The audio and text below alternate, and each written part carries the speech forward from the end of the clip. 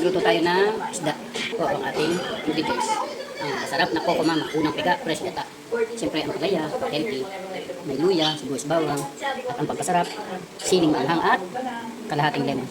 Painit po muna tayo ng kawali. Iprito po natin muna itong isda para masarap siya. Mantika, saka natin ihulog ang isda para hindi siya dumidikit sa kawali. Kahit kayo non-stick, dumidikit pa rin. Tapos ganyan lang ang apon. Mahina lang. And guys, huhulog na natin ating isda. Dalawa lang ang kasya. Yan po, luto na ang kabila. Pinihit na natin. Haluin na natin ang last. Ilagyan ng gata pagkaganto prito kaysa basta mo lalagyan ng gata. Dito malansa. Lagay po tayo ng konting mantika. Ang sibuyas, ang onion.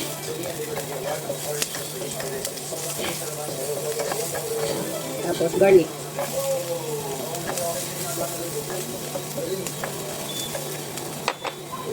Sunod na po natin ang ating luya.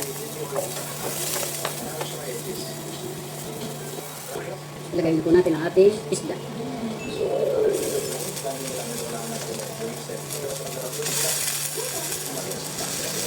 Dito na.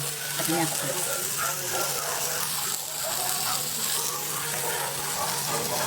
Ilagay po natin ang ating coco mama. Ang napakasarap na unang piga.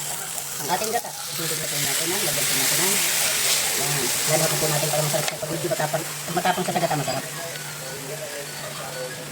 Ito ang pampasarap ang dalawang siling maanghang.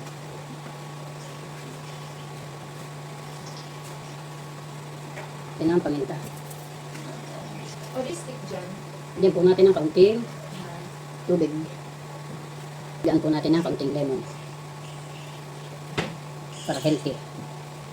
Lagay na po natin ang ating ampalaya. Para naman siya may kasamang gulay at para healthy ang mga bata kakain. Takpan po natin at mahinang apoy. Para po siya ay ilang minuto lang ito at luto na. Yan, saglit lang yan. Guys, ang ating ginataang isda. Sarap nito guys. Hindi natin dinamihan ng sabaw kasi mawawala ng lasa ang gata. Ayan guys. Ayan. Kain na po tayo, dinner na po tayo.